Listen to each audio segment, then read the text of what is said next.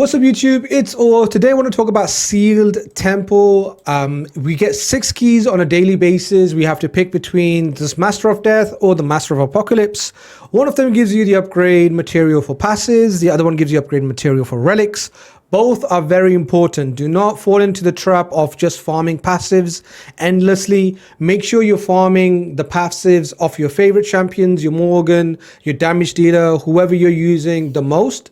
Farm enough passive relics so you can upgrade their main abilities, and then go ahead if you have the good relics. So for example, the Frost relic on Morgan is very good, and that's the one she comes with. You can go ahead and try to book the skill 2 that does the attack gauge reduction if you're looking for higher chance of attack gauge reduction. Attack gauge in this game is very effective. You can run a lot of teams. There's a lot of teams out there that you can basically use to control the enemy wave or boss if you can drop their attack gauge. So that's the sort of thing you kind of want to focus on. Passives first, definitely prioritize the passives, but don't overfarm.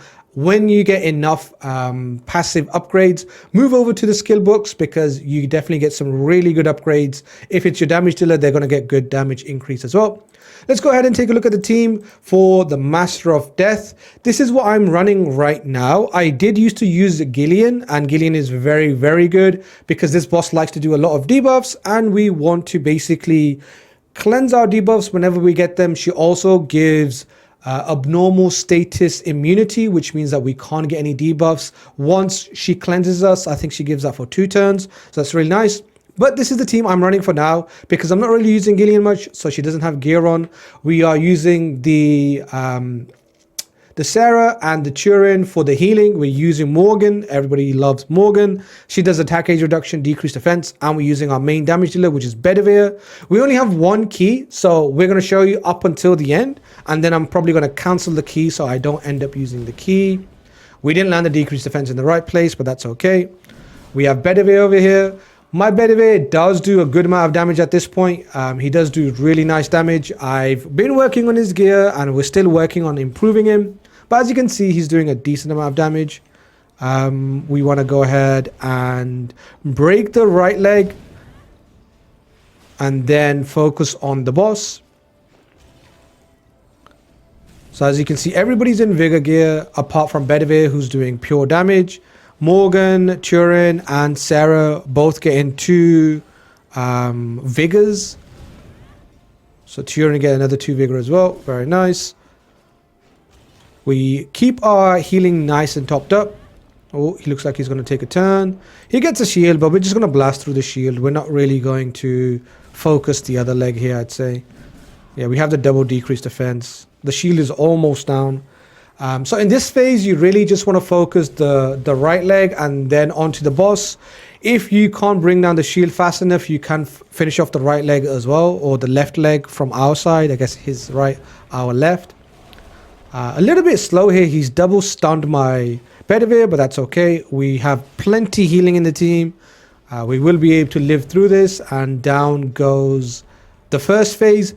In the second phase, you kind of just want to target the boss until you go past the first 50% of his health. The left tendril and the right and the left tendril aren't really that dangerous in this form, so you can kind of just leave them alone and just focus down the boss. Now, we have taken quite a few debuffs from the boss, so having Gillian in here would have really helped, but it is what it is. We just keep going.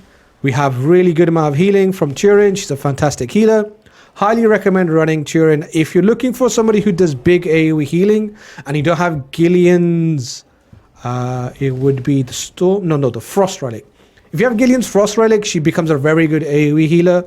But before that, she's not really doing a lot of AoE healing. She's just doing single target. She does give you attack gauge too, which is nice. So here we are in the second form. We want to focus the left arm of the boss. Because once we break the left arm, the boss does a ability which is called Willful Negligence, which gives you a small heal. It gives you a bit of a heal, and also means he doesn't do as much damage, right? So there you saw my Bedivere is absolutely popped off. He smashed the right arm, and because he's in Strife set, he took an extra turn and smashed the left arm, and now the boss is in a bad way. This is what we're running for skill order. We're using Turin's A3 on her Frost Relic, I want to say. I believe it's a Frost Relic she's running. Yeah, A3 on the Frost Relic gives you a massive amount of healing, so you want to go ahead and do that.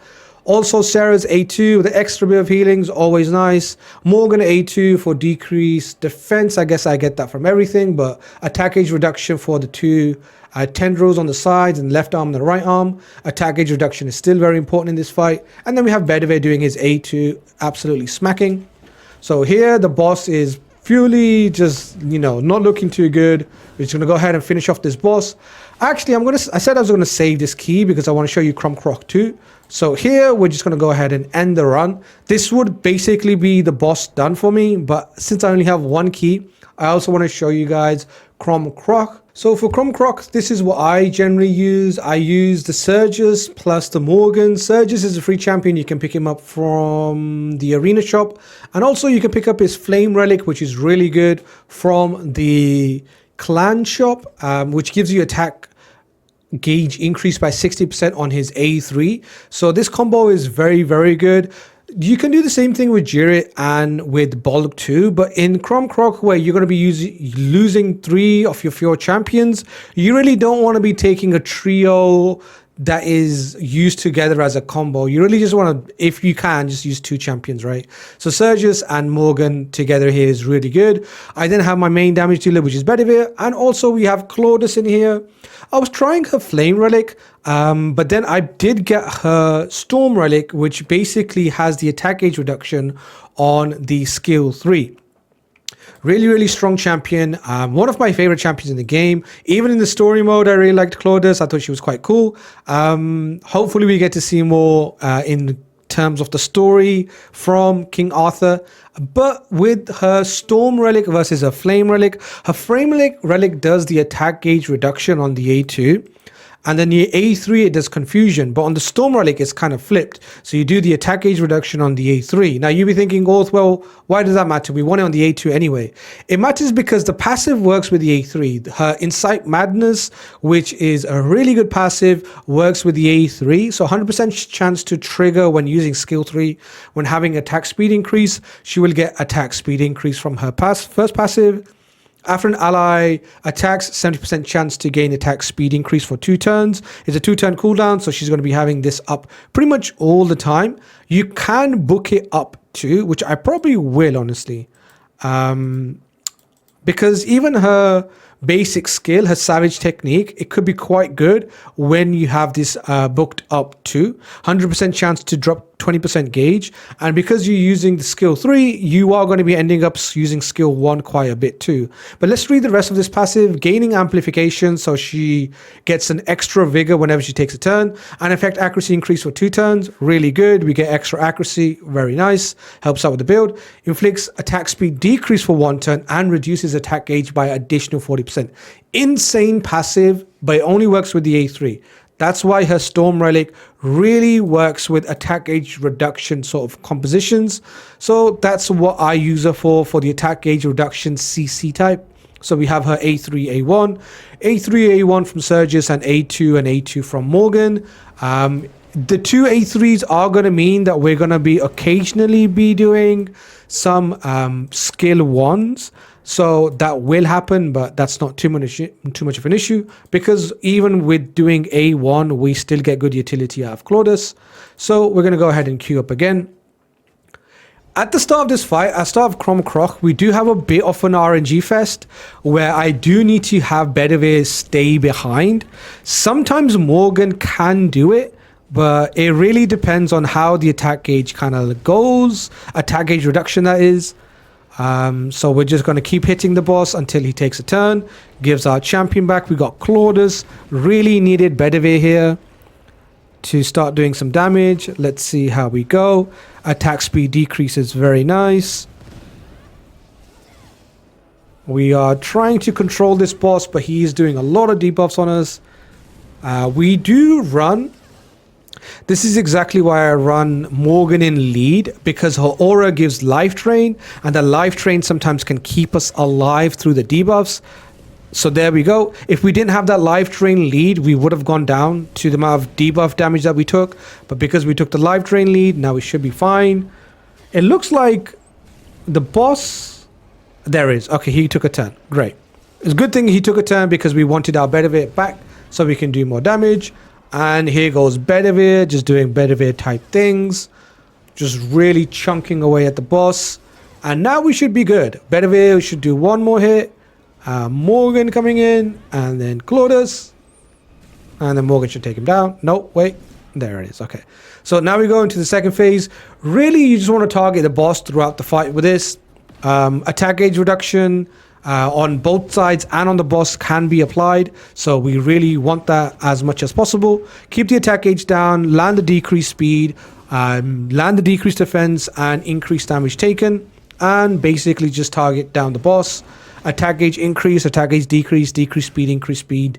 Really is hard for any sort of wave to move against this team. It is one of my main teams. I do, like I said, like Claudius quite a bit. I think she's a little bit of an underrated champion. And she got a massive buff too. I thought she was good before the buff. I'm going to keep it a stack. I thought she was incredible before the buff, and then they buffed her after that, so I'm even more happy. I'm a bit of a Claudius main. When I originally got Claudius, I was pretty happy with her, and then I read that she got a massive buff, so yeah, I was over the moon. So here we're going to just take Crom Cruach down. He's not really going to be doing any of his buffs, any of his shielding, any of his shenanigans. We just ignore mechanics, and we just take down the boss. Is what we're going to be doing. Generally, the boss is going to do a number of hits shield and also be doing a damage shield that you need to break through. Again, with this team, the amount of hits that you get and the attack gauge reduction means that you would not have a problem with it, right? There it is. There is the Crom Cruach down. As you can see, you get a really good amount of books. If you're struggling with books and you're like, well, they're not dropping, and I really need to farm passives, but my relics are falling behind too. I really would like to farm relics. If you guys are seeing a slowdown on the passive grind, come over to the books. The books drop in good numbers, so you will be able to pick up some books and be able to level up some of your champions. Now, let's see if I can use these books to maybe skill up my relic. No, I need more. Oh, this is the fire relic. I think I said frost relic for this one, so I don't have enough here. Let's go ahead over to Bedivere. Can I level up his relic? I think we can. We just have a 50-50. I got unlucky and ended up booking the skill 3. I don't really use a skill 3. I just use a skill 2. So we'll see if we can flip the 50-50 and basically be done with our booking. We just need the books to land it into the skill 2. 3, 2, 1. Come on. No. Well, at least the next one's going to be guaranteed. There it is. That's the video. Thank you so much for watching. Big shout out to Netmarble. Big shout out to them for sponsoring the video and letting us cover this game. Definitely appreciate the amount of work that's gone into this game. Very, very bright future for the game. Definite good work being done by Kaban behind the scenes as well. So big shout out to them, and shout out to you guys for watching, subbing, and yeah, leave a like on the video, leave a comment what you guys think, and I'll catch you guys in the next one. Peace.